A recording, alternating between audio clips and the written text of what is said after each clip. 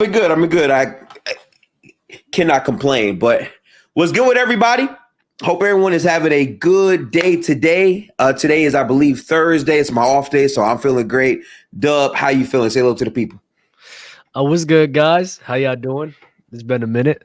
Haven't been on recently, but it's a good time to be alive and it's a good time to see y'all, bro. So I'm Absolutely. just here. Why are we? Anthony. So I wasn't for everyone's information. I wasn't planning on being here today, so me being here is just kind of odd. I thought something was gonna come up, but it didn't. But Anthony Edwards, the next face of the NBA. You see it, bro. You see it. I'm tired of this. I am so tired of this, Gifted. Are you about to open this show slandering? It's not about slandering. Okay. It's like Anthony Edwards, to me, I like everything that he can be, but at the end of the day, like, it is not on that level yet. Like, he's not even on the level of like a top 10 player yet. Okay. And even with his progression, I just feel as if mainly ESPN and just some fans, I don't know about everyone, but some fans just want to push this guy like, oh yeah, I'm can't wait for him to be the face of the league. This guy's going to be the face of the league. This guy's going to be a top 5 player. Can he be a top 10 player before we sit here talk about him being the face of the league? I hear you. Because he's not even a top 10 player yet. It's the weirdest thing to me. Weirdest thing in my and the mainly ESPN, the media just pushes this man every single day, and quite frankly, I'm sick and tired of it. Let me hear more about Wemby. Screw that. Wemby's a freak, bro. I want to talk more about him. I'm tired of talking about, man, screw these Americans, Gifted. These Americans ain't running nothing. Okay. Back these Americans up, bro. We got Luka, we got Giannis, we got Jokic, we got Wemby. Bro, I don't want to talk about no Americans. Man, screw y'all, bro. It's their era right now. This is their era. This is the European era. I'm mad surprised. I did not think that was going to be your take. To respond to everything you said, you're right. Anthony Edwards is not a top 10 player. He's not there yet. He's good. He's very, very good. And he's, every year he gets better, but he's not a clear top 10 player yet. I feel like the reason why he gets thrust into the face conversation is mainly because we see how young he is, how good he is at his age. And more importantly, like, he's amazing on camera. The fact that you dunked on someone and your first response is, little nigga, like, it's a great clip. And it's like, he has that larger than life personality and he can actually get buckets and hoops. So for many people, they say, okay, wow, he can do both of these things. He could really be an insane, athlete and face moving forward. So from a marketability standpoint, I'm definitely rooting for him to be that. But in terms of him being good enough to be the face, I'll be real with you. Wemby in year 3 is going to be better than Anthony Edwards, most likely. And I like Anthony Edwards, but Wemby, to your point, like, we have a league now with so many players that are not from here. They're not from America and they dominate, right? Jokic, Giannis, Embiid, like, there's so many examples of it. But Anthony Edwards, as a perimeter guy, like, he has the flash and pizzazz. So I think that's why he gets entered in those talks, Dub. Nah, I just think people just riding Americans, man. I think this is the only way to keep Americans relevant, mainly from ESPN. Okay. And don't get me wrong. Could I understand that? Because you want to sit here and broaden the scale of marketability and fandom towards people. Yeah, I understand that 1,000%. But fam, I am of the belief that especially NBA fans don't care on where you're from. If you're a hooper, you're a hooper. They're gonna like it. They're gonna love it, fam. And especially if you producing at that level, man, ain't nobody care about somebody being American. Nobody care about being relatable. Like, nobody cares about that. Okay. LeBron James has a crazy fan base. How many people feel relatable to LeBron James like that, bro? Not too many. You can't play like him, fam. The biggest thing you have is, him up and coming, that's what it grew is. up in the hood and broke and everything like that. And that's what it is right there, Dub. Yeah. That's cool. What about MJ? as much as they wanted to feed you the dumb behind narrative of be like Mike, none of y'all jumping that high. None of y'all jumping that high. No, that's facts. None of y'all got that wingspan. You feel me? Yeah. So it's like the people that have the two guys that have the largest of the fan bases are like the two people that no matter what, you're never reach those levels at all to that level of player. You have to have an athletic build for both of those guys. So the whole relatability tag that people have towards like, that's why the NBA should be pushing Americans. No, it's stupid. Stupid as hell. Because I'll be real with you. Ain't nobody sitting here talking about, oh yeah, you know, I love LeBron James because of where he came up in Akron, Ohio. Man, no, how many people say everyone, that? Everyone loves LeBron James because of what LeBron James did, like how he was this athletic freak that had the brain to play basketball, how both of those teams came together, and how he's dominated the league so long. Like it's his game that stands out to many different people. Now I will say this. Do you think LeBron James would look at the exact same if he was a overseas player that had the same career, same play style, and he wasn't from the U.S.? So if he was white, or was he like Greek or like a black European? Or let's say he's white overseas. The same exact game. He's just white overseas. The same stats. Yeah, he'll still get love. He'll still get love. Not for sure, but I'm saying, is it going to be equal to what it is now? Yes. Oh, Cooper Flag getting mad hype right here, right? Now I know he's American and everything, but bro, if you're over here a physical specimen, a physical phenom, and you're that great at your sport, bro, that love is gonna come naturally. Look at Brady. Brady's a great example. Brady got a crazy amounts of fan base. Peyton Manning. It's not really about, you know, where you came from. It's just about, if you really one of them ones or not. And right now we have Jokic, one of them ones. One of them ones. Yep. Shoot, even though Embiid's hurt, man, I think Embiid's really one of them ones. But, you know, I guess it is what it is. But Giannis, one of them ones. Like Anthony Edwards, he can be one of them ones. Okay, so you do think he can at some point enter that real conversation, you think?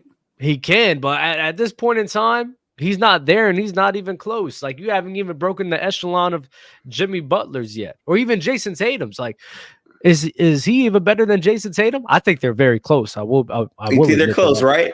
Yeah, okay, they are very close. Because the thing with Anthony Edwards is he's super duper young. I'm pretty sure this is his third year, right? 22. So yeah. So in year 3 being that young, he's already averaging 26 to 27 points. When he wants to play defense, he can lock in and play good defense. But more than anything, the jump shot game and his personality makes it so much louder than what it might actually be, right? We've even seen him perform in the playoffs. Last year, how they refused to get swept and how hard he played. That's really the appeal of what he can be. I just feel like he needs to get a bigger body of work to really be in those conversations. I think Tatum is probably still the better player to Anthony Edwards, especially how Tatum has really been playing as of late. But Ant is coming for that spot. I don't think there's anyone that's in his age range that's doing what he's doing right now in the NBA outside of Wemby. Wait, nobody at his age is doing what he's doing. I think right now in the NBA at 21 years old, averaging 26 points. He's 22. He's not 21. He just turned 22? I believe so. I think he's an Aquarius. Let me double check real quick. No, and don't judge me. Don't judge me for saying that, bro. He said Aquarius. There you go. I swear he is. Birthday. Oh no. His birthday's August 5th, but he's 22. 2001. Okay, yeah. So he's 22 years old. Let's name some other 22-year-olds right now that are doing the same things he's doing or close to it. This is I'm gonna look. Yeah, I didn't expect to, be asked this question to 22-year-olds. How many people are 22 years old balling like that in the league right now? It's not that many, if any, honestly. He's very young.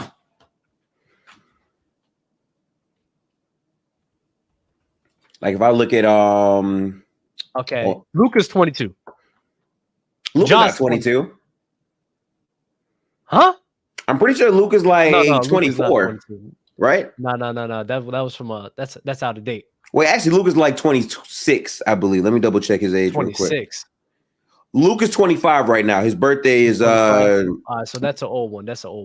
yeah. How old is Tyrese? Halliburton, I think Tyrese is like 23 because he spent more time in college. Tyrese Halliburton age. Let me see. Oh, He's I spelled that 24. He all just types turned wrong. 24. All right, so he's 24. He's born on a leap year. Mm-hmm. Damn, bro. I got to look into this, bro. But you see what I'm saying, right? At his age, doing what he's doing, imagine when he is 24, 25, 26, like how good he'll be. Mm-hmm. I hear that, but then some people peak at that age. You know, some people like that's just all they'll be, you know? So it's like, even though he's progressing like this, Mm-hmm. you know, I think the main thing with Ant-Man that he could probably improve on is his playmaking. I think he actually has shown tremendous strides in that, especially as of late with the court opening up with Cat not being there. And I think we agreed to that, where I think him and the offense is going to be performing better with him not being there. I think his playmaking has definitely gotten better over the time of this whole entire season. And then on top of that, him and his shooting, I think his shooting could get better too. Him as a spot-up shooter is a bit like average right now, especially coming off of screens and things like that. He's not really that great of a shooter right now. Pull-up shooting is phenomenal for him.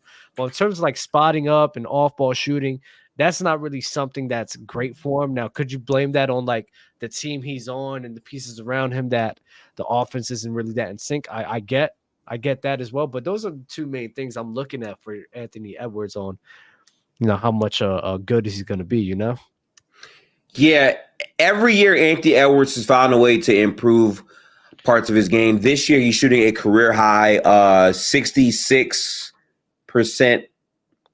Hang on. No, sorry about that. Yeah. He's shooting a career high 66% on twos. So he's attacking the 2-point area more than ever. He's shooting 51% on twos, 72% at the basket, 44% on 3 to 10 shots, 43% on 10 to 16, and he's shooting 37% from 3, which is also a career high. I feel like the growth in his game, as you said, is going to be in the playmaking area. But even with that, a big part of why Minnesota's been good is because of his development in making those right reads. We've seen many crunch time games where Anthony Edwards is making the right play. I remember watching him play against Golden State where Cat is having a terrific game. And then on the last play of the game, Anthony Edwards takes a drive, gets doubled, kicks out 3, right? Like that's what he's really refining in his game. But the defense with all of that is also taking a step up. So to me, it's just more so the efficiency with the crispness of his processing rate to a real defense is what we want to see him grow more of. And he's in his 3rd year. So to me, it's like he's got time. I mean, I lied. Sorry, 4th year, because he came into the league at age 19 and he's 22 right now. So 4 years in the NBA, this is what he's given us. And like you said, you're already comparing his production in his season to Jason Tatum. That's pretty damn good. Yeah, but we're talking about the face, right? And I'm going to give you some guys right here, like Donovan Mitchell, for example, somebody that Rudy has always played with. Even though, like, he was a guy, and that's why I'm saying we've seen plenty of guys where 22 years old hooping. You know, Ben Simmons at the age of 22. Let me double check. Ben Simmons at the age of 22. I believe that was 2019, right? Yeah, 2019. Yeah. 2019 is really when he's progressing and everything. Donovan Mitchell and what he was doing and progressing. My whole point is, just because he's hooping right now does not mean he's going to progress to like a top 5 level. Donovan Mitchell is a guy, and Ben Simmons are guys where even at their age of 22, that's what everyone assumed as well. But then what happened? They never reached those levels. And Donovan Mitchell, I think he's been progressing. You know, ever since he was 22 years old. And I think this year is probably the best version of himself. But even then, like, is he even a top 10 player right now? Probably not. Or he's probably right on the line. So just because he's 22 years old doing this, in my mind, doesn't necessarily mean that, you know, we're just going to assume his projection is going to be up here. Sometimes, you know, you progress, but you know how people progress and they take a jump. sometimes your progressions just get smaller and smaller and smaller as the years goes on, to the point where you probably never reach that level of being the top 5 player. And I normally agree with that take because I think to expect a player to perform, first off, growth isn't linear, right? Like we've seen some players have a great first year, have a terrible second year, and have a really, really great third year, right? So things can shift. But what makes me feel like Anthony Edwards is going to be on that progression is the play style, the efficiency going up every single year with the volume also going up. And more importantly, the fact that he's also a defensive player and he's becoming more and more of a positive on that end every single year. And the fact that his pick and rolls and his creation is also increasing every year. Because another example, a lot of people believe this guy is top 10 is Shea, right? Shea has a similar profile where he got drafted by the Clippers. Once he got traded to OKC, he got more volume, he got more reps, and then his game really rounded out. The reason why Shea is viewed to be top 10 is because he's one of the best drivers in the NBA. He's a great perimeter shooter in terms of his mid-range. His three ball has gotten better than it's ever been in his career. And also defensively, he's a very, very good defender. Anthony Edwards fits a lot of those same categories. It's just not as polished. The polish can come next. But in terms of athleticism and size and length and defense, most of the guys that you see in the top 10 have to fit one of those boxes. And I feel like his frame at least fits that profile of a guy that could be in that conversation.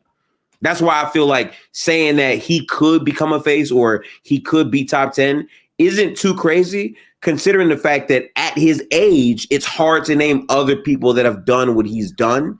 And the frame also matches, right? You brought up a player like Donovan Mitchell, who I think is a great example, because Donovan Mitchell, right? He came in the league really not as a spacer. He couldn't really shoot. And then he developed himself into a shooter, which is good. That's great. But for Anthony Edwards, the fact that he already has the intermediate game and he can play defense, he's not a barbecue guy on the defensive end. That's what elevates his chance to be that guy, in my opinion, Doug. My bad. I'm about to cry right now. Are you about to cry? Yeah, Meek Mill and Diddy got leaked, bro. Nah, you're lying. I'm not. You're lying. I'm not even. You're lying. Actually not telling me the truth right now. I can say, you know what's so funny, Gifted? You could do it with me. Pause. I'm dead on Twitter right now. What? No, what's it called? I'm gonna do a stream about this right after this. But yeah, there's some sound that just got leaked, man. Sound? I don't even see it trending right now. Don't worry, I got it on Twitter. Which okay, we'll see. No, I got it, man. So y'all can pull up, bro. But yo, that shit, that's crazy. I'm about to cry right now, bro. DJ Kadeem about to have a field day. Johnny, I agree. It's not confirmed that it's them, but okay. It sounds a lot like them. And like, hey man, that's AI, bro. AI. You know what? That's what we're running with. It's AI, bro. That's what we're running with. It's AI. It's AI. We can't confirm. We can't confirm that. It's not Meek. No. It's not Meek, bro. It's not Meek. But I'm sorry. I didn't mean to sidetrack us. Where were we with it? You're talking about the build and everything. Yeah. Yeah. So, and especially with the tools, I like to take about like the build with him and everything, and the defense and the two-way ability that he can provide.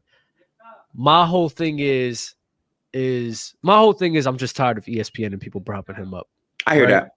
I think he needs to break that threshold of a top 10 player before we start having these conversations, because this isn't really like a Wembanyama where Wembanyama, bro, he's 7'4" with a crazy wingspan. Bro. We've never seen any player with that frame in the NBA like that. Exactly.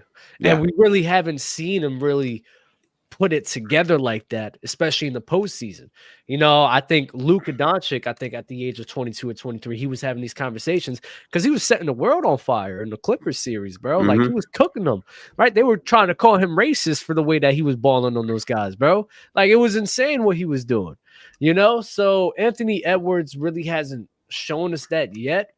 I do think maybe this year this could change my mind about how I feel about him. Yeah. But until I see that and until I see these progressions, I'm not sure yet. But I would love to have the conversation about him and Jason Tatum because people act like that's not a close convo. It's actually right there with each other, like very close. Who's a better defender to you, JT or Ant-Man?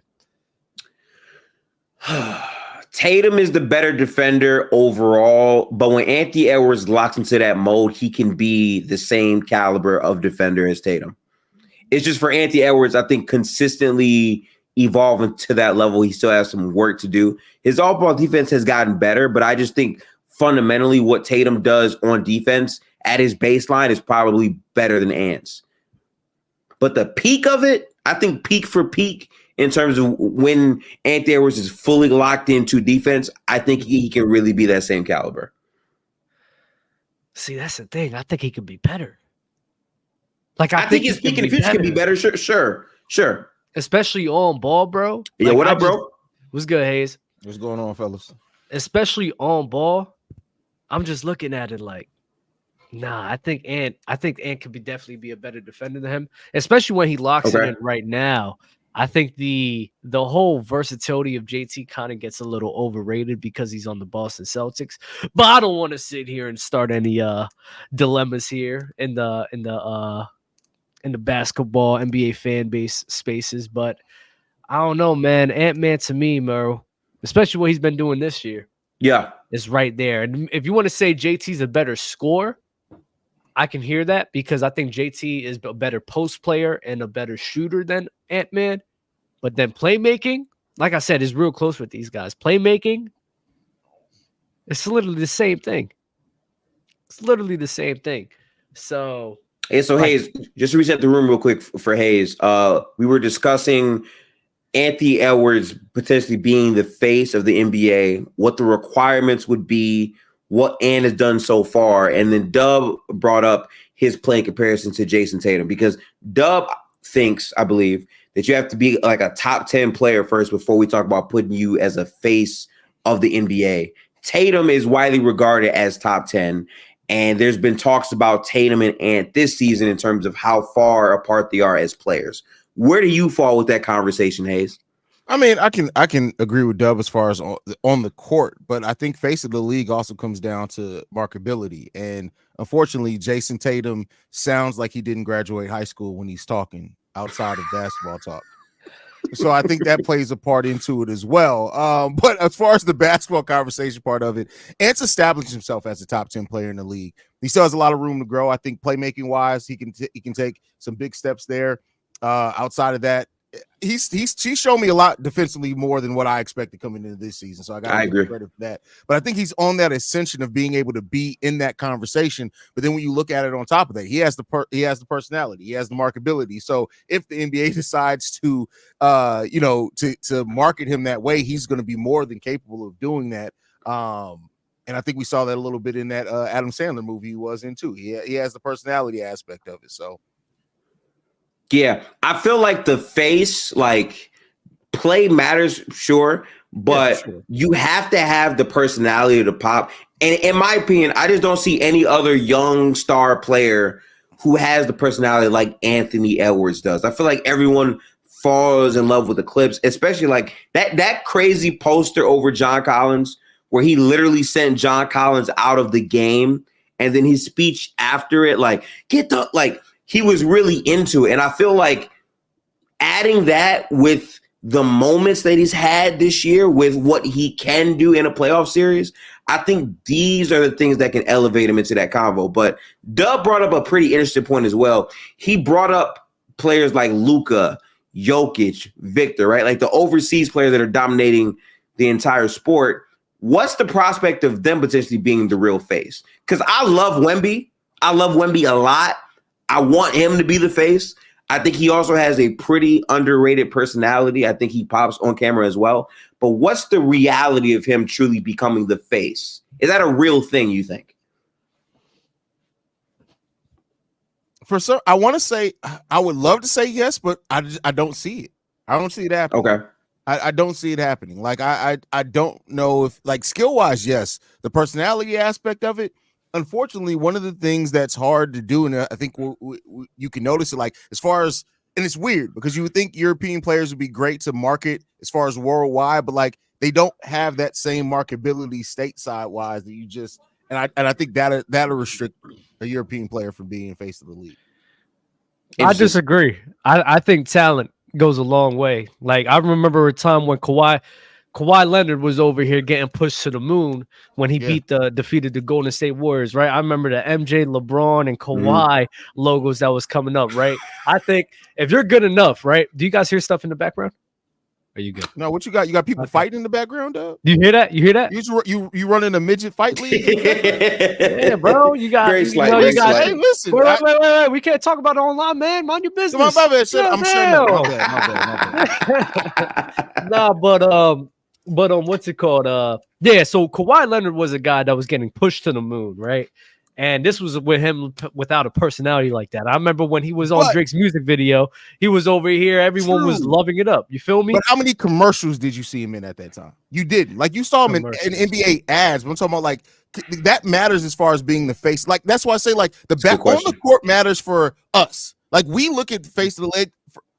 But I think that for the marketability of the casuals, like nobody's grandmama knew who Kawhi Leonard was. Wait. Well. Wasn't there a robot commercial that he had? And didn't he have a commercial with Look this up. Didn't he have a commercial with he have a commercial with what's his name? Jack Harlow or something like that?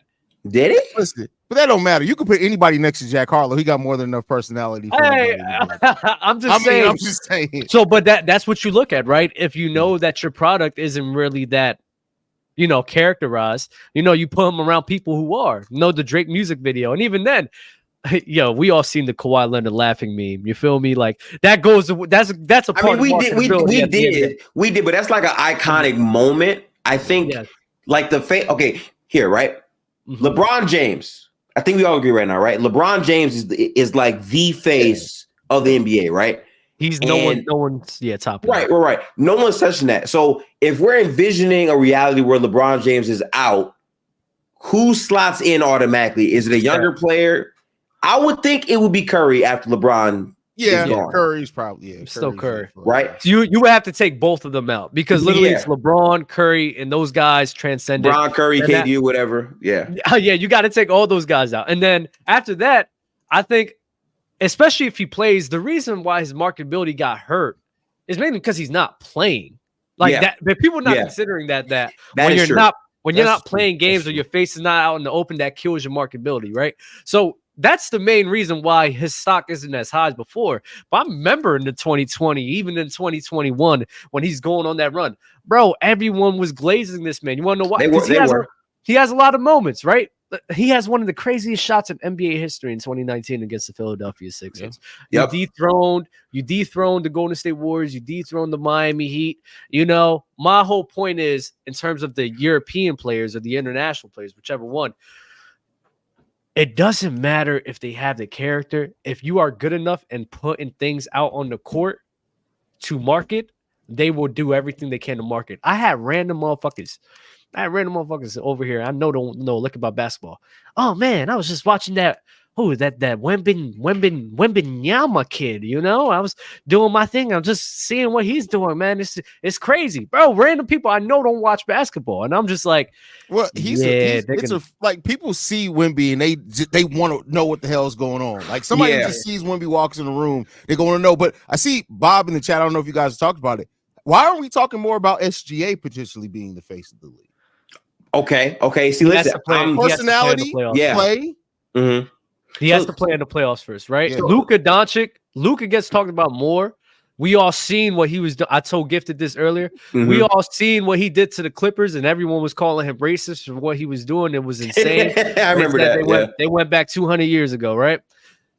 Shea, right now, and to Gifted's point, because he did mention this in terms of the things to prove or most pressure in the postseason with Shea. If Shea goes crazy, he's going to get pushed very highly, but we got to see it with him first. Did y'all see the new commercial with him and Chet singing? I saw that. Yeah. Bro, I was like, once I saw that, I was like, no. First of all, the fact you got Chet Holmgren singing is crazy in the commercial is wild. Well, go ahead. I'm going to give you another example of why Shea is a good name. If you're on League Pass, you've seen this commercial a million times. the Shea Skim shit is like humongous. Like most people on Twitter talk more about Shea's fashion. Like Shea is fully entrenched in things that are outside of the NBA that people can point to, and he's a hooper, right? Mm-hmm. I feel like if you're not fully entrenched in things outside of basketball, it's harder to market you as the face. When people think about LeBron James, of course, famous basketball player, right? But you think about Beats, you think about his brand, you think about Apple, you think about a lot of things that are beyond basketball. And part of that is he's played basketball for so long, he just builds himself up to be that. Also, he has multiple media companies as well that are with LeBron, right? If you talk about Luka, Dub, I'm going to be so real with you. Luka, to me, is a player that I think should 100% be the face just off of all the crazy moments he's had, right? Like down 2-0 versus the Phoenix Suns. The smiling at the free throw line with Devin Booker in the game 7 where you took their hearts out, right? He has so many high-level moments. When you think about his actual marketability, it's like, damn, like he's very good. He's like this, but what is getting his name out there more enough? I think Shea probably has that edge over Luka in that sense, especially with how popular Shea has become in such a short amount of time. But jersey sales is another thing that I think matters a lot in this. Jersey sales, sure. Yeah, like, and Tatum's up there. And it's crazy because, like, I don't think that Tatum is crazy marketable, but when you look at it, he's like top 5 in jersey sales. He has the Gatorade commercials. He's got the Nike stuff. Why? He made it to the finals. And that's like one of the biggest reasons that people don't contribute to. Okay. If you make it to the finals, that is like an automatic marketability stamp because there's a bunch of people who don't watch it all year. They're just watching the finals just because it's the finals. And guess what? Yeah. Oh, yeah, Jason Tatum making this the finals, best player. Cool. Let me get his jersey. Okay, cool. When he's on commercials, I recognize this guy. Like, you making it to the finals does a lot for you, which is why JT gets pushed so much because he made it there, you know? But yeah, going to the finals does so much to enhance yourself, enhance your brand or whatever, just naturally. It just naturally does that, you know? I like that point, too, because I think the best player that's a direct example of that, and Hayes, you might agree, I think Jimmy Butler is a great example of that because before he went to the finals on the Heat, I think people thought, okay, he's a good player. You know, Jimmy G Buckets, the G stands for gets in Chicago. I remember those calls and whatnot. But after the Minnesota stuff where it was tensions and they were questioning, does he want to win? When he went to Miami and went to the finals for the first time, after that, we saw Jimmy Butler, Michelob, Ultra commercials. We could not avoid them, right? Like, he had that type of cachet. I think that's a great example because when you make it to the finals, that is the biggest game in basketball. So all the masters are going to see you because they have to see you. Well, it's also the fact that the finals is where everybody's watching. You got basketball heads watching, you got casuals watching, you got people who just want, like, everybody's watching. So if you perform on the finals, and if you, God forbid, you dunk on LeBron in the finals, people are going to pay attention. That's true. This is what it is. So, but the only one that don't fall under this is probably Jokic. He's at 14 right now. Yeah, I have no answer for Jokic because he like he's one of the best players, but he legitimately does not care about it. You want to be honest? Like with that dude's really just fucking ugly. Like, that's crazy. You gotta be real, bro. No. You see, he's ugly. That's the reason because he's ugly. Listen, I promise y'all, bro. At least having some appealing features, bro, means something. And I promise y'all, bro. You know what? I think if you work in retail or stuff like that, or like ever had, when it comes to just things looking appealing matters, bro. Well, that man is.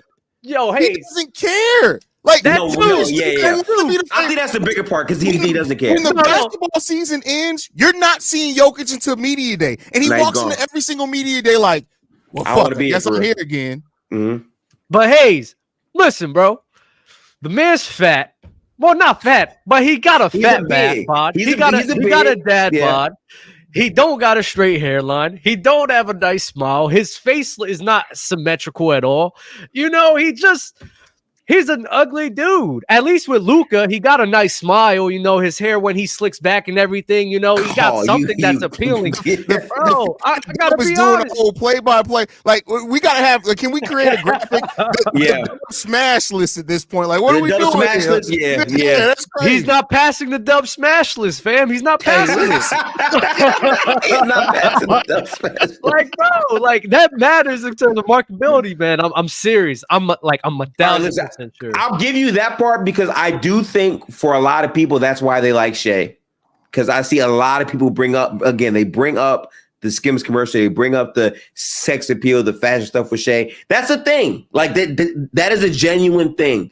But again, I think the bigger thing is to be a candidate for the face, you gotta be someone that has a personality that we care about. Respectfully, no one really cares too much for Jokic because Jokic doesn't invite the extra attention. Anthony Edwards doesn't care. Like, right, I guarantee the NBA can come in and be like, we want to make you the face of the league. He gonna say, no, I'm good. Like, I gotta go wrestle bears in the offseason with my brothers. Like, you just know that they just wrestle random animals in this. I gotta go ride my horses in the summertime. That's all I care about for real. Yeah. Now, first of all, if you can find a horse that can carry Jokic, that horse needs to go in the world record because that's a lot of persons. That's a big boy. That's a big boy. That's a big boy right there. But like the other part of it too, though, right, is to Dub's point, you got to think about the position, right? Because at the same time, there's not that many guys where it's like you can be a center or power forward and be the face of the league, right? It's mainly the guy that has the ball in their hands on the perimeter, not like a 5 or 4 man like that. Even Tim Duncan. Tim Duncan is another example of a guy that was dominant for his era, but didn't care about it. He was everything quiet. that Dub just said. You could also apply to Tim Duncan. His lining was always crooked. His face definitely wasn't symmetrical. Thank you. He looked like he should have been wearing a helmet when he wasn't playing basketball. Like, all that stuff is still facts. So yeah. I'm just trying, like, bro. I'm telling the way you look matters, and even then, even if the league would want to push Jokic. Not gonna lie, who want to wear an ugly dude jersey? Enough said. Enough said. I'm not. We're learning a lot about Dub. We're learning a lot. He's spitting. That's just the mark. That's the when you're. That's just something that like marketers just look at, fam. I know that for a fact because people just even online, like when you do online stuff, why do you think like all these guys? I gotta do a better job of it, but all these guys sitting here does a good job of trying to create a good background. Appeal matters, man. Appeal matters. It matters. Appeal does matter. Look at Hayes' background. Look at he just turned the lights on. Look, yes, look. sir. Yo on the party. Oh, he got his shit beaming. That's hard. Man. That's hard. See, look, I don't got nothing like to the that. boom boom room after 11 p.m. It turns to the boom boom room. Listen, I don't got nothing like that. I got a traditional setup. I have an African painting. That's all I got for you. You know what I'm saying? Just hoops. But if we're speaking on the face of the league, my first question for you then has to be. Does the face have to be American to be the face? Does it have to be? Is that the first criteria we're saying to be the face? We're saying that Wemby has a chance to be the face. I mean, he may be the first one to buck that trend. He's number 4 in jersey sales, bro. Number 4. Wait, he's number 4 as a rookie?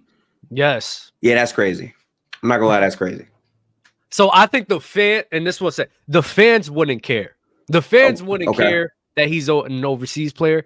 I would just, and I don't know too much, so I don't want to speak on it like too much as if this is like a fact. Yeah. But off of my just own little opinion that I've just thought about, if the NBA is that harped on and that xenophobic, on wanting an American-born player to be the face, the upper room of the NBA is probably the main people looking at it. But even in my mind frame, that's stupid for them to do because you will want an international player to sit here and be the face of the league to promote your brand even further. So then that way you could probably, you're not going to beat the NFL in America, but you can beat them when you include the international players. So it's depending on how the NBA higher ups feel about pushing an international player, which in my mind frame, from a business standpoint, that's the go-to decision right there if you're trying to beat the NFL in terms of views. I think Nir makes a great point too, though, because again, Wemby got drafted to the Spurs, And I feel like if he was doing like this same exact season in a bigger market, it would really pop off the screen. And I feel like the big part of why Wemby can be the face, Hayes, is mainly because of how different he is than any other athlete we've seen, right? I feel like with LeBron, right? Like we've never seen someone with like those physical profiles bring the ball up and basically play point guard in spots and be that dominant and go to the finals every single year, right? Like that's why LeBron is so different. I feel like for Wemby, we've never seen someone at 7'4", 7'5", lead the league in blocks as a rookie player, have a KD face-up game, have many electric posters, do a sham god at 7'4", 7'5", right? Like he has those things at that height that makes it stand out. And to the grandmothers who don't know what basketball is, seeing this big-ass dude dunk is like, what is this, right? So he has that like casual appeal to him too, Hayes. I feel like facts. It's facts. But I do want to say also, and this is just what everyone does. Look at history. If you're when was Shaq the face of the league? Probably early 2000s, but there was a lot of people like Vince Carter, T-Mac, and even Kobe. That's so like I don't think I feel that. Yeah, there wasn't like him. It wasn't just him like dominating everything. Right. It was kind of like a shared spotlight between like other players. But I think he was a face because he was definitely very marketable at that time. But like gifted. Yeah. Like I just think whoever comes out, if you're like 7'2", 7'3", or like 7'1" and could dribble, everyone's gonna pay attention to you because that's crazy. We see Bobo, we seen Taco Fall, even though that like come on, Taco Fall. like Taco Fall. Like, bro, at the end of the day, if you like 7'1" and above, people are just gonna look at you wild every single time. And with a long wingspan. What was that other dude? Thon Maker. Remember Thon Maker? Thon Maker, yeah. Mm-hmm. Yo, bro. So that's just my thing. I think whenever that size of 7'1" with a long wingspan is right there, everyone's just gonna pay attention to you no matter what. Because you're a freak. You're a freak, and that's crazy to the casual mindset. The freak of nature aspect of it is huge to being able to be marketable. Like if you're a freak of nature and you play. Like it's different. Easy marketability. You don't have to do nothing. Just be you. That's why I find it hard for Luka to fully be the face because I think his game is crazy. He's probably like easily one of my top 3 favorite players to watch play basketball. But I don't think that he has the freak thing going for him. I think he's foreign, and he doesn't really get involved with many things that are not including basketball to a wide extent. Now, what he has going for him though is his overseas experience playing in that limelight. Like people know how dominant of a player he's been, but even then, that's still like purely basketball in terms of his overseas influence. Like, how does he expand into being the face of the league if he doesn't have those other traits right now that we're talking about? That's the hard part for me. Doing it in the finals. That's all. MJ's so big because he won six straight. You know, I mean, he had two three-peats. Yeah. That's one of the biggest reasons. MJ and Bird, not MJ, Magic Johnson and Bird, they were so big because they were in the finals competing against each other. You know, I think it all like you being on that map and also performing on that map, man. That's one of the easiest ways to just enhance yourself and enhance your brand. And Luka's under Wemby right now. If he and the Dallas Mavericks win this year, or even just go to the finals. He's gonna be like number 2 in Jersey. He will be over him for sure. Yeah. Like probably number 1. If you break the hierarchy of the NBA and you win, it's huge. But not to mention Luka being with Kyrie on a finals run. Like I can already see that bubbling up, going crazy, right? Like, oh my God, they beat the Denver Nuggets. They went to the finals. They beat the Celtics, who were like this all-time team that was propped up all year long. Like that would absolutely elevate him into those talks for sure. For sure. And he's already a top 5 player to most people. Mm-hmm. So, hey, yeah. So Ant might be cooked is what you're saying, though. You said what? So you're saying that Ant might be cooked in this conversation. Yeah, that's why I don't like talking about him about face conversations. Like there's those two guys right there. I just don't see it. I don't see how he's going to I'm about to say some Paul shit. But I don't see how he's gonna overlap those guys. You know, they're too much. Elite wordplay from you. Yeah. You been watching Ramadan Kyrie though? Nah, he's been going crazy. Son. That left-hand game winner, we literally talked about it last game. Like, that's easily one of the best game winners anyone's seen for the most part. To take a left-handed one from that spot, right? Like, and we're at the point where now most of these NBA games matter to a severe extent. So people are locked in on what the process is as we get closer and closer to the playoffs. So that was a huge shot that he hit over the defending champs. You know what I'm saying? Mm-hmm. That's huge. Not just the defending champs, Jokic. Yeah, Jokic. Yes, Jokic is. Fat slob, you know.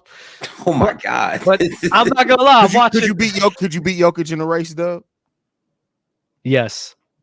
Yes. Yes. Dub. You realize Jokic be beating like players that look a lot faster than him down the floor. Like he can run. That's the thing. He do be running, but that's in my head. That's like, how long we talking? We doing like a 50-yard or 40-yard? 40 he has some. I'm gonna say 40-yard. Yeah, I'm taking the 40. I'm taking the 40. You beating Jokic in the 40. I'm picking Big Yoke. I'm beating Big Yoke, man. Okay. I'm beating him. But I would say, like, Ramadan has got me like contemplating on converting, because the fact that you're getting superpowers every time on Ramadan season is insane to me. Kyrie and Jaylen Brown have been killing. We don't have to talk about Jaylen Brown though. Why not? What you mean? Nah. That's a fraud. We don't have to worry about Jaylen Brown. A fraud? What you mean? Okay. No. So listen, No. I'm happy you said this, Doug. Why is he a fraud? I'm actually interested in your take on the Jaylen Brown stuff. Nah, he's not a fraud no more. Okay. He was really a fraud when people were trying to have the JT and Jaylen Brown discussions. Like, I don't know why they do that every single year. That's man. And I think people, with him going on a stretch, I think some people are having those conversations again. I'm just like, shut up, relax. He still doesn't have a left. Chill out. You know? Ever since he put on that MJ glove, he been converting that left hand. We talking about from the dunk contest? Yes. I'm just saying. Show me in the postseason, man. Just show it to me in the postseason. The Ramadan powers wear off by then, bro. It's done. They do. Is Jaylen Brown Muslim too? He fast. Yeah. Yeah. All right. So that's two people convincing me. Bro. That's two people. Is crazy. That's wild. That don't also make sense. Hakeem did it too, didn't he? Let's see what Hakeem was doing in the months of March. I mean, months of Ramadan, because it changes. I don't know these stats, but I'll get back to you on this, bro. I got to check this. Yeah. I have to see this. This is crazy. So Hayes, here's what I want to ask you too. We're seeing the updates. I'm hearing that Lonzo is starting to ramp himself into form. Do you have any expectations for Lonzo Ball next year on this Chicago Bulls team, or are you not caring about it at all? Are you thinking that they're going to probably cut bait with him in the offseason? I'm really curious about that. I'm gonna give the realistic, and then I'm gonna give my personal opinion, right? So that's okay. Word. Two different things. So realistically, if Lonzo Ball is cleared to play, let's be clear here. He's gonna be on a minutes restriction. He's not playing back-to-backs. No. And when's the last time we saw a player out almost 3 years from basketball and come back and make an impact right away? If Lonzo comes back, it's going to take a minute for him to get back under rhythm with all those conditions there. I don't have high expectations. The only thing I want Lonzo to do if he comes back is don't get hurt again. And that's it. Hit some threes for us. That's it. You just don't go out of the game of basketball that long and you come back. I get it. The IQ, his game's never been based hugely off athleticism. So that all kind of plays into, if he's cleared, he can still do some things once he gets his rhythm back. That's going to take a minute. And then my personal opinion side is no, it's not going to happen. Like, it's not going to happen. Like, Lonzo Ball would be the first NBA player to come back from. He has a dead person's knee in his knee. Unless they gave him Nigerian knee cartilage, he's probably not coming back right away. Oh, Nigerian knee cartilage. I mean, Nigerian knees are different, bro. Nigerian knees are built different. Nah, it's disgusting what's going on. You talking about Lonzo, right? Yeah. Bruh. And it's sad too, man. It is sad. I love Lonzo Ball, man. He was one of my favorite players to watch in the league, bro. There's nothing better than that run that the Bulls are going off of. And when Lonzo hit 2 3-pointers in a row, and he did the jumping up and down on one leg and did the guitar things, because that's when you knew that the Bulls weren't letting the game go. I love Lonzo Ball for everything that he brought to this team. It was amazing. But the fact of the matter is, you're out. You had a surgery. That surgery, knee cartilage replacement surgery. I need everybody to understand that surgery isn't meant for athletes. That surgery is meant for elderly people so they can have quality of life and be able to walk around without a stretcher. A walker. That's what that surgery is meant for. So now you're taking a surgery that is not really meant for athletes to compete again. You're putting that in a player, albeit 27 years old now. He might be 27. Let me double check his age real quick. I got you. And it just, listen, I get it. If you notice, I know Lonzo's been releasing a lot of videos, but if everybody notices, after every time he jumps or dunks or whatever, the video cuts. You don't see him wince. You don't see how he walks off afterward. They cut the video right after. Yep. I think there's a reason for that. Jesus Christ. Oh, because you're saying that you don't believe in him being ready to play next year? I don't. Until he's cleared and on the basketball court, I won't believe it personally. Yo, tough. This Ramadan shit may be true, bro. What you finding out? Ramadan shit may be true. Hakeem Olajuwon in 1993 in the month of Ramadan, 28 points, 53 from the field, 4 blocks a game, 2.3 steals, and 12 rebounds a game. 12 rebounds a game? 12 rebounds a game, bro. This doesn't make sense. I'm looking at the Islamic calendar right now. 4 blocks a game in March? Nah, that's crazy. Nah, the month of it changes. Like, it's not one step thing. It changes. That was back in 1993. I'm about to check his 94 season, bro. But this is fam. This doesn't make sense. I don't know how you get superpowers in Ramadan. It's crazy. There's something to be said about how just fasting in general is not even Ramadan, but fasting the purpose of fasting is supposed to put you in your peak physical and mental capacity if you do it right, because it's clarity. So that would make sense. That does. I got to start fasting. It's very difficult, man. So now we need Ramadan and November to kind of overlap. Exactly. And you're at that point, your Superman powers. At that point, you can literally just make shit out of nowhere. At that point. The next year. Nah, I got a nut though. Pause that. 20 like the next year. What you mean? No. What you mean? Pause that. You literally meant I got a nut. There is no pause. We're here. You never know. You never know. Play, not pause. Play. Yeah, play. The next year, he had 26 on 51, 4.2 blocks, 1.4 steals, and 11.5 rebounds. My God. Yeah. This is insane. I'm going to double check this. And chat, the next time we come on, I'm going to make a chart of all the players who are Muslim and what they did on Ramadan. And we're going to really see if Ramadan thing is a thing. Like, this is crazy. This is crazy. Yeah. My bad. Yeah. That is a wild part. I really don't know how to transition from that. There's no easy transition from that's my bad. That's my bad. It's whatever. What else we gotta talk about, man? Well, yeah. So basically, we mentioned Lonzo Ball, and I wanted to bring that in as a segue to the next player that I also loved watching, who was on the same team as Lonzo Ball at the time. Zion, man. Zion. I want to bring him up because Lonzo and Zion were two of my favorite players to watch at a point. And I came in the league as like a Zion super fan because what he did in college, I mean, people really got to remember just how dominant he was on both ends of the floor in college. He was literally shooting like 65% from the field and all this stuff.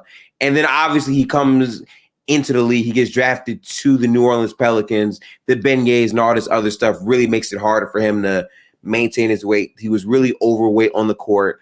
And then obviously that becomes a huge talking point for this season.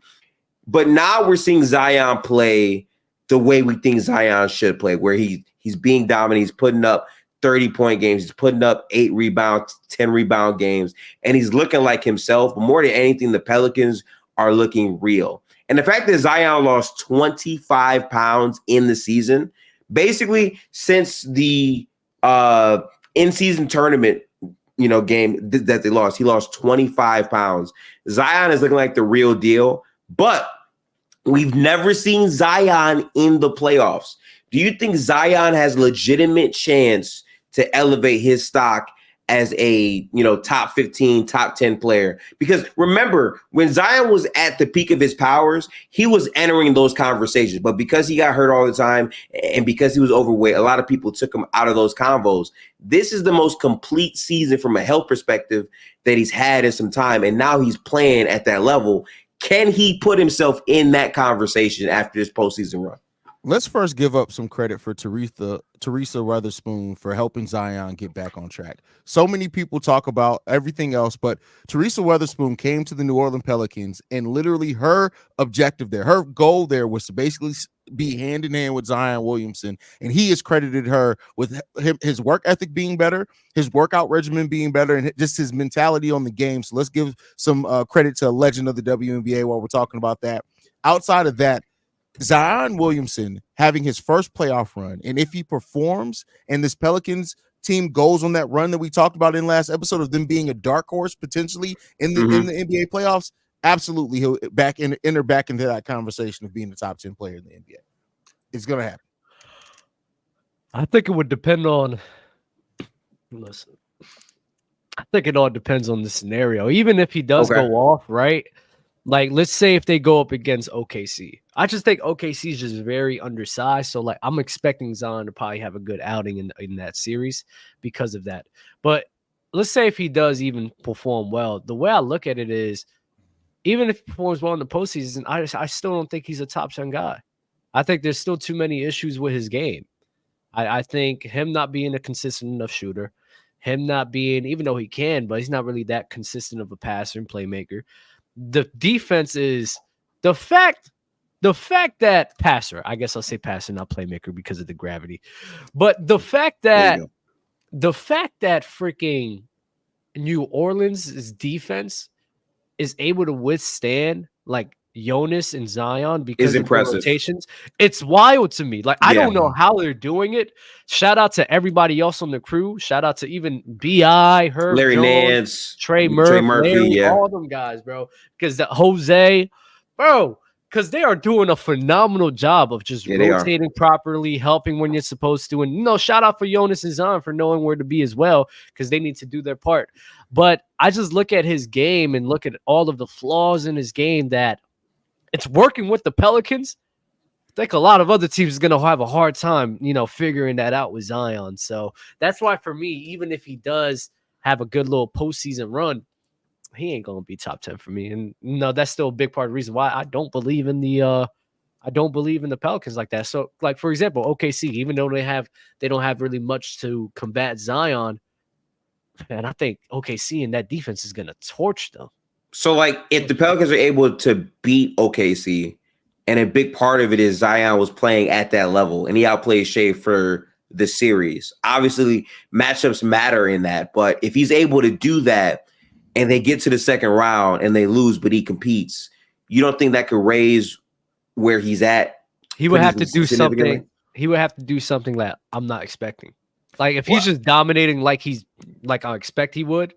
Running dunk man, you feel me? And I expect it. But if he's like making passes out of nowhere, going bonkers and playing like crazy amounts of defense that I haven't seen like that, then I'm like, okay, yeah, that's moving me. But I'll have to see that to believe it, I think the key thing is to differentiate the fact that we're not saying he'll be top 10, but he'll enter that conference. People will put him back in that conversation.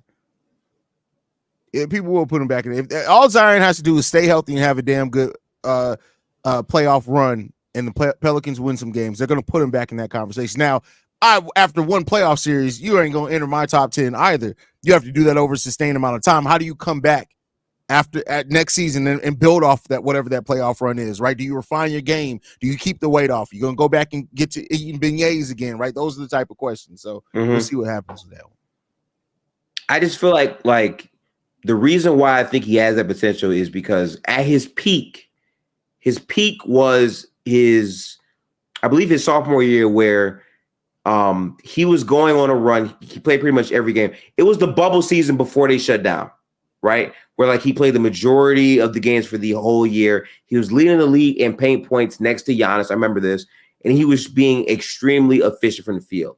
Dub, what your expectations are to me are the question, because if Zion is averaging 34 a series on efficient shots. Because remember, Zion isn't a shooter. He's a non-shooter, right? Mm-hmm. But his game is predicated on, I'm basically Shaq in the paint. I'm fast. If you put a smaller guy on me, I'm going to bully him. If you put a big on me, I'm too fast for the big, right? He's a freak athlete in that sense. So I'm saying if for the series, he's able to be very efficient when teams build walls and do this and that, and he's able to make the right decision, I think that would elevate him because the playmaking for Zion is there. I think the way that he bends the paint still is there. I think the playmaking from him this season has been very impressive, and the passes have been there. So I'm saying if he's able to do those aspects of his game and they're able to win or at least hang in the series, I do believe those talks would be resparked.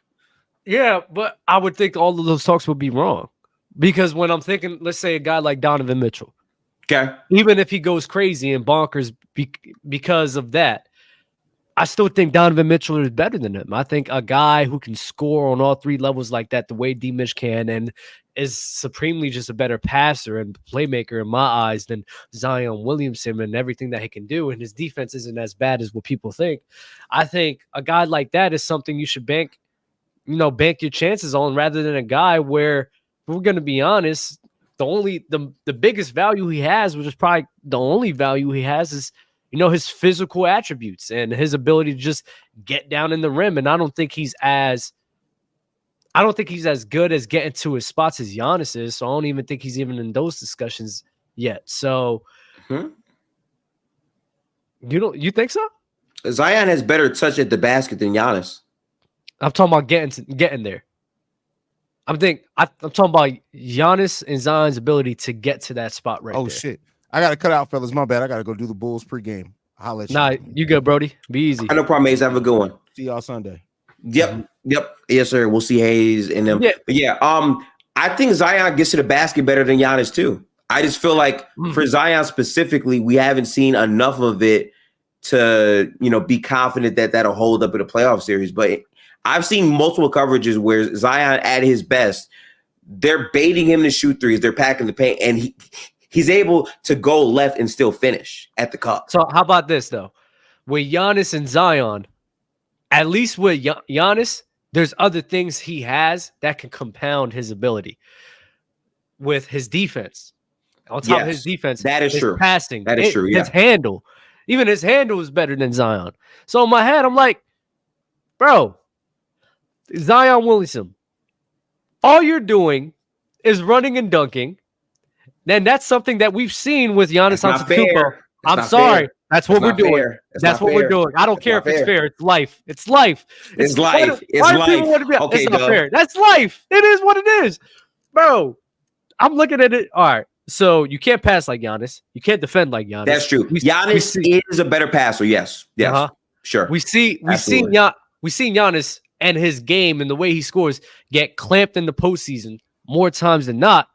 So I'm like, bro, Zion, your game is something that we've seen numerous times get clamped, and you don't provide anything else of great value. And I'm not calling you top 10. I'm not calling you top 10. But Dub, this is why the playoffs matter in this, though, because not for me. What we would estimate, right, Dub, is in the playoffs they would have defenses to nullify Zion to what you're saying. I'm saying if he's able to show you the advanced counters with the passing and still getting to where he wants to get to, and he's dominant, that wouldn't hold up by that logic. No, and that's what I said in the beginning. I said if he's passing on a level that I didn't expect, then that'll move me a bit. That would move me. I'm not going to lie. Okay. I have to see it, though. Like, if he does passing and capitalizing with his offense in a way that I didn't expect, kudos to you. Showed me up. I would definitely consider that. But even if he does do that, I still think it's kind of hard to put him over Devin Booker, Donovan Mitchell, JT. It will be hard. It's still difficult to do that. So, but that will enhance him, especially if he is able to do that. So I don't think there's nothing to argue about that. You are right in saying that. I just feel like the peak of Zion, if you're just saying like Zion at his best, which again, players have to like still routinely try to fit that, right? But I think Zion like at his best in terms of when he's living in the paint. The reason why he was so dominant 2 years ago is because when he was in the paint, the finish rate was so high. The touch around the basket was so high, and there was nothing that teams could do on a night-to-night basis to stop him. This season is funny because this season he's actually had more games where he hasn't been a plus overall finisher. But Zion, at the peak of his powers, there's not many games you can name where he wasn't at least 50% from the field. 50 was the floor. He would have nights where I vividly remember they played Dallas, and he was not missing a single shot. Right? He was dropping 30 points on like 12 shots, 15 shots, and getting to the rim consistently and the free throw line. I'm saying if we're able to get that Zion with the passes to dissect the defense, I think that value is over a lot of these other players. Much respect to Donovan Mitchell, because I agree. Donovan Mitchell is one of the best pull-up shooters. He's one of the best scorers in the NBA for sure. But Zion would be able to approximate that value if he's doing what I'm saying. We got to see it. We got to see it, of course. Nah. Would he be better than Ant-Man to you? Than Ant? Mm-hmm. That depends if the passing is there. Mm-hmm. The passing really carries a lot of this overall conversation because, again, being that dominant in the paint. You're expecting him to do something that I don't see like that consistently with Zion, bro. But I think a huge part of that, though, is because throughout this year, he's gone through like a dramatic progression from the beginning of the year to now, where he's had to play himself into shape and whatnot. And now he's peaking and playing his best basketball at the end of the year. And this Pelicans team was not a team that, was really needing Zion or BI to flourish. The others for the Pelicans have shined more than anything. So I'm saying if Zion is able to take advantage of that and maximize those players, to me, that raises his stock and his value to a much higher level at that point. So, what was I about to say? Oh yeah, but isn't that just him being on just a really good crew? Basically, like just because he's able to drive and then kick out to the guys has been really playing their part in elevating this team all year round. Isn't that just him relying on his teammates? I think that's more so credit to the roster construction because they have a roster where you have Herb Jones, who now is a positive offensive player to where he can actually shoot the ball now, right? Mm-hmm. Trey Murphy, who also can space out the floor. Brandon Ingram, who can have the ball in his hands down the stretch and create, right? I'm saying you have multiple stop gaps on the team, but ultimately the ceiling of the team for most people, they are looking at Zion and saying, hey, you have to be able to bring it and maximize these players. You have to put up 30 points per game. You have to use your paint gravity to maximize these players on the team, right? And if he's just doing basic, let me ask, if he's just doing basic, he sees the double coming and just kicking. Like if he's in the post and he sees the double coming, he just kicks it right there. No advanced reads at all. Is that still moving you? No, that's not enough. Okay. Cool. No. All right, so okay. We're on the same page then. We're on the same page. If he's only reading double season, like I'm saying, like half court, you have the ball, you crash, and you're throwing the hash pass to Trey Murphy, expecting him to be there. Like, yeah, gifted. Don't expect that shit. I'm not expecting that. So you're not expecting that? Nah. Like I said, if he does that, that's moving me, bro. But if he's I'm not banking that. I'm not. Okay, so that moves you though. So that does move you though. That will move me. That will move me tremendously. Okay. But hell no, I ain't banking that on that man, bro. Hell. Okay. No. So I'm gonna say this. The reason why I believe he can get there, I don't know if I would say I expect it, but I believe in him to do that, is because this season he's had multiple games where his shooting has been bad, right? Like Zion standards was 50 and above. He had multiple games this year where he shot under that, but the passing was moving me. I saw, okay, you're not shooting well, but when you touch the paint, you're actually kicking out and creating good looks for the other players, even though you're only averaging 22 or 23. We're now seeing Zion where, no, I'm actually giving you 29. I'm actually giving you 30, but now I'm also throwing in those advanced reads as well. So I'm saying this version of Zion, if it's apparent in the playoffs, that moves me. I hear you. And I would, by admission, be moved a bit too.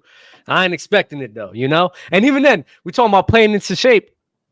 We know somebody that tried numerous times to play himself into shape into the regular season and postseason. And what did they do? a Sir James Harden. Oh man, he brought up James Harden. The man was in Las Vegas partying, and what happened? Goes to the postseason. That happened. Yeah. So him playing himself into shape thing by history is just not looking good. Yeah, but Zion literally lost 25 pounds in season. That is crazy. That is crazy to think about for Zion to have lost that from the NCAA tournament game to lose 25 pounds. But that just tells me, honestly, you know what that tells me? Like, what? Honestly, Gifted, knowing how much weight loss happens, that just tells me all he did is not extra work. He just sit here and changed his diet up. I promise you. Yeah, but that's hard to do. That's hard to do. Nah, if you can't change a diet, you just a bitch, bro. Like, come on, bro. Dub. Wait, dub. I'm sorry. On some real shit, right? My bad. I want you to think about this, right? Zion in New Orleans with terrible eating habits, people not really holding him really accountable until this season for real, with people basically fat shaming him, the off the court stuff with the porn stuff. Like, you had all of these things like piling up for Zion for this season. And I remember in the NCAA tournament, Stephen A. literally like, he's fat, he's out of shape, he can't do. And I'm saying, for you to lock in and say, okay, I'm going to ignore all that. I'm going to get on my own routine. You did what you were supposed to do. I'm not hearing that. No. Dub. Listen, you're misunderstanding me, right? He's doing what he's supposed to do. That does not take away from how hard it is for Zion's build to do that shit. In theory, yes, normal human beings should be able. It's not. I know plenty of guys who as big as him. And if they actually change their diet up, bro, I used to wrestle, bro. I've seen this all the time. Okay. Well, how big is Zion? He was almost 300 this season. I think he's like maybe 285 now. I know people. Say I know somebody that was around 280, right? 280, especially in the beginning year, 260. Lose like 40 pounds. Mainly because they just stopped eating like crap. Like, so like the whole him losing that much weight to me doesn't really mean stuff for me, because you can have a drastic weight change from 40 pounds when you have that much fat on you. Like, you're 300 pounds with a lot of fat. You can lose a lot of that really quick. The thing is, it took him this long. He finally just sit here and started having his diet correctly. And now he started having his diet correctly. Now the weight will just shed off naturally. Yeah, but it's the weight loss compared with the fact that he's playing in the majority of the Pelicans games. He's being available. He's not getting hurt. Yeah. Like his overall healthy body conditioning. I'm saying the whole package of it is what's impressive for Zion. Hell no. He's actually being healthy. That's all it is. His body, he's actually being healthy now. So with him being healthy and changing up his diet, he's naturally going to lose weight. That's naturally what's going to happen. When you are actually playing games, you're not getting hurt, so you have to sit on the couch, time off, and eat. It's discipline, though. It's discipline. If he got hurt this year, he would have got fat again. That's not discipline. You're disciplined with what you eat. You're disciplined with but you just showing up to play those games and you losing that weight because that cardio that you're a master. I'm saying the entire package of everything Zion's gone through and how it looks like he's coming out on top of it. I'm saying that takes discipline for you to get to that point. Bro, the only discipline I'm not rewarding him for discipline, where the only discipline he had is just to eat correctly. Like, I'm not even asking you to reward him. I'm pointing out Zion clearly has a discipline to be at this point. Now, this is the first step to getting to, okay, this is the peak level Zion we're expecting, right? I'm saying he's taking the first step to get to that point. That's all I'm saying. Okay, that's fine. And then in the playoffs, if he's able to ascend to that level and he's doing what I'm saying, that changes how good of a player he is, if he can do that. We'll see. A man's brought up James Harden too. That's crazy. Yeah, but shout out to Zion, man. I hope with everything he was going, I hope he wasn't going through depression with everything that was going on. Yeah, for he sure. had a lot on his plate, and I was one of those guys that kind of felt bad for him. I was wishing him the best. So hopefully everything. It's just when people are just rewarding you for losing 25 pounds, bro. When I know for a fact you do not have to do that much to lose 25 pounds when you're an NBA athlete. I mean, what's the reward though? I'm like, don't even bring it up to me, bro. Like that's something that should be happening when you're doing that, man. But see, okay, look, I would feel that way if Zion's situation wasn't as bad as it's gotten. Again, from a baseline level, I'm here with you. I agree with you. But I'm saying for Zion's situation with everything that's been happening, I think it's a bright spot. And I think it's fair to highlight considering the correlation between that and him playing consistently on the court. That's all I'm saying. But we got to see it. We are out of here pretty soon here. I just want to quickly recap the play-in spots and whatnot. Dub, your Miami Heat, they are at the 7th seed now. They are a half game away from the Indiana Pacers, and they're in the play-in with the Sixers at 8, the Bulls at 9, and the Hawks at 10. Do you believe in Miami making it out of the play-in to take the Pacers slot at 6? Do you believe in them to do that? We saw what Terry Rozier did, all that stuff. It seems like things are trending in that direction. But for you as a Heat fan, where are you at with your team right now? So we had a bad stretch, you know? I mean, losing to the Sixers isn't great. I mean, I don't know, bro. This team just pisses me off. They're always up and down. They're always like, sometimes we're going to play hard and sometimes we're not. Our schedule right now, I mean, we got the Raptors in the back-to-back. We got the Hawks. We have the Pacers as well in that stretch. The Sixers again, Rockets. We have a pretty easy schedule. We have Trailblazers, Wizards. We have a pretty easy schedule, so I will probably edge it out to us. Pause. But you never know with Miami. Sometimes they just don't feel like playing basketball. Okay. Well, I can respect that take. I think Bam has had an overall pretty good season. I really want to see what this growth and if this offensive, pop carries on to the playoffs a bit more. We got to see what that. I think Terry Rozier figuring things out of Miami is the biggest importance of all these games because in the playoffs, you're going to need him to, rise and ascend to that level. So for the Heat, that's the main thing I'm looking at. He's been turning around, though. Ever since I made that video about him, he's been turning around. So shout out to him. But I just looked at the Pacers schedule. They actually have a hard schedule. They're like facing OKC twice. Oh, wow. Face the Lakers. They're going to face Cleveland. They're going to face the Cavs as well. So I'm like, that schedule's kind of looking pretty hard. And they face the Lakers twice, too. They face the Lakers and the Thunder twice. So, no, wait. The Thunder once. My bad. And the Clippers. They face the Clippers as well. Well, since you brought up schedule with the Miami Heat, I made this point 2 vids ago. I got to see if your opinions have changed at all on this. But again, remember when I told you the Phoenix Suns have the hardest schedule remaining in basketball, and they've been sliding as of late. They're now back in the play-in. I just want to read off the games they have left for you, Dub. These next 3 on paper you think would be easy, but they've lost to the Spurs twice. They play the Hawks. Then they play the Spurs back-to-back. Then from that stretch, are you ready, Dub?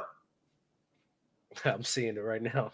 You see that shit. Denver, OKC, Pelicans, Cavs, Minnesota, Pelicans again, back-to-back Clippers, Sacramento, and Minnesota. That is how they end their season. So you got to think about it like this. You got to keep your third eye open. Okay. New Orleans is in. Let me see. They're fighting for the 4th seed right now. New Orleans. Oh, no, they're 2 games behind. New Orleans is in contention. Them losing to the Suns is going to hurt them. The OKC, they're top. OKC and Denver, they're top, so they're not going to care about it as much. They could sit here. Is that the case? Is that the case? You going to say that with a straight face? You think OKC don't care? We got to be optimistic here, buddy, okay? Wait. So you're telling me you don't think that OKC and Denver want the 1 seed? Hey, Jokic won't. Nah, that's bullshit. That's bullshit. That's bullshit. That's bullshit. Okay. The Clippers has been falling as well. So so the Clippers could. I don't believe in Sacramento like that, so I'm taking the Suns over Sacramento. Okay. Honestly, Gifted, you know what the worst part about all of this? What is it? Like the majority of their games are away. Like they're not at the crib. No, like they're not at the crib. So it's like I will say this: they lost to the Spurs twice. Guess what? They're not going to lose To me, in my gambling mind, they're not going to lose both of those games back to back.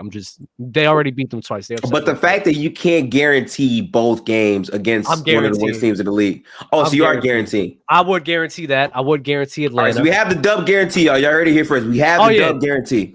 The guarantee is the Kings. The guarantee is the San Antonio Spurs, and the guarantee is the Atlanta Hawks. They're definitely winning those games. No ifs, ands, or buts about it. They're going to beat Cleveland. Okay. They're going to beat Cleveland. By that time, Donovan Mitchell probably will be back. Mm-hmm. They're going to beat Cleveland, and they're going to beat who won last time? I think they're going to beat the Nuggets. They lost to the Nuggets last time. And they beat the Nuggets last time. They did? Oh, I'm seeing it right now. In the OT game. Yeah. No, they're going to win. That's not a lock. Never mind. That's not a lock. Man's folded immediately, chat. Yeah. Immediately. For the Clippers and Lakers, for the Clippers and Sun series, that's going to go 1-1. I think 1-1 is going to happen in that game. And they're also going to go 1-1 with the Minnesota Timberwolves. Okay. So you have them finishing out the play-in or in the play-in? I think with that, with that schedule they have left, are they out of the play-in or are they in the play-in? I think with that right there, because even if we look at the Pelicans, they have OKC, they have Milwaukee, the Pelicans have a tough road too. They have OKC, they have Milwaukee, they have Miami, they have Boston, they have Phoenix twice, they have Sacramento, they have Golden State, they have the Lakers, they have Orlando as well. So I think they're going to beat the Pelicans in the spot. I think whoever wins that series versus the Suns and Pelicans, that's who's going to make it in the play-in. So you feel like if the Pelicans beat the Suns and they have the tiebreaker, they will finish over the Suns out of the play-in, and the Suns will be in the play-in. Mm-hmm. Like, let's say if the Suns beat them twice, the Suns are making it. If the Pelicans beat them twice, they're making it. That's what I'm looking at. Okay. And they're facing Orlando right now, the Pelicans, and they are. Damn, they're up. So was it? That'll be a big game. Yeah, I am definitely invested because, as you guys know, I am a Golden State fan.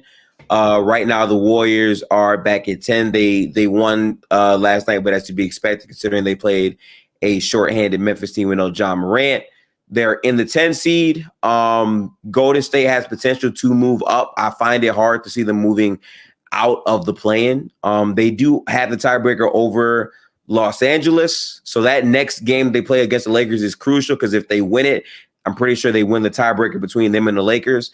The goal for me at this point, and I said coming in, I didn't really view this team as the true title contender based off the moves made for the roster. But I think for them to have a chance to make the playoffs and potentially to the second round, they cannot be a 9-10 seed. I think it's very hard to beat Western Conference teams back-to-back from the 9 or 10 seed. So for them, they play the Pacers, then Minnesota, then Miami, Orlando, Charlotte, San Antonio, Dallas, Houston, then Dallas again. So their schedule is kind of there's some easier games in there, but there's also some harder games on there too. I'm just hoping they can make it to the 9. I think it's possible for them to get out from there, but it takes a lot of consistency. Steph has to, begin coming into form that I know he can reach. Kuminga's been playing lights out basketball lately, so that's been good. But they have been very inconsistent the entire season. So you could tell me that they run the gauntlet and they make it out of the play-in, or you can tell me they stay right where they are at the 10 seed, and I wouldn't be mad at you, Doug. Got you. Sacramento has a hard schedule too. They all have a hard schedule. So. Hey, the West is going to be crazy. These games, y'all, definitely lock in now because these are going to be damn near playoff caliber games because the seeding matters so much. Yeah. Damn. Well, we got to go sit here and watch these leaks, man. Bro, what you mean watch these leaks? What you mean watch these leaks? Was it audio or video that leaked? Audio. I thought you meant video, bro. Oh no, I ain't watching that. I ain't watching that, bro. That would have been a bad look, man. But yeah, this is from a logo. ZZ has some things going down, so he couldn't make the episode. Obviously, Hayes had a pregame to prepare for, but appreciate y'all for watching. We're almost at 10 episodes deep. We got a lot more coming. Once we get healthy as a crew, things will be a lot more consistent, but we start every episode on time, so that's great. Thumbs up in the chat for us and whatnot. Make sure to run up the likes on this video here. Clips and more stuff will be coming soon. It's been your host with the most. My name is Gifted. You can follow me at Gifted Hoops on pretty much all platforms. YouTube at Gifted Hoops, Twitter Gifted Hoops _. And for Dub, let the people know where they can find you as well. Make sure to plug yourself as well, bro. Oh yeah. Just tune in to Dub's World literally right after this, so we can sit here and watch Meek Mill get exposed. I will definitely be in the chat for Dubs. So make sure to go tap in there. Our links are in the description. Also for tonight, there is going to be another Players' Choice event for the Knicks and the Nuggets that take place at 9. I will be in playback watching that. Chill should be popping up as well, so make sure to tap in. Are you going to be there tonight, Dub? Let me check the schedule. I forget. Claire's been mad at me because I haven't been checking the schedule. Wow. No, it's me, you. I didn't even notice. It's me, you, J-Rob. So if I didn't say nothing, you might have just. I was gonna check it after you just. If you didn't bring up this right now, yeah, I probably would have forgot. I'm not even gonna lie. So yeah, I'll be there. See y'all there. Salute. Yeah. So yeah, tap into the playback. Also, leave a like on our videos. It helps us grow into the algorithm and whatnot, and tells us that you guys want more. And we'll catch you guys this upcoming Sunday at 1 p.m. We're out. Have a good one. Appreciate basketball. And more importantly, please watch basketball, because some of y'all be wilding, bro. But peace out.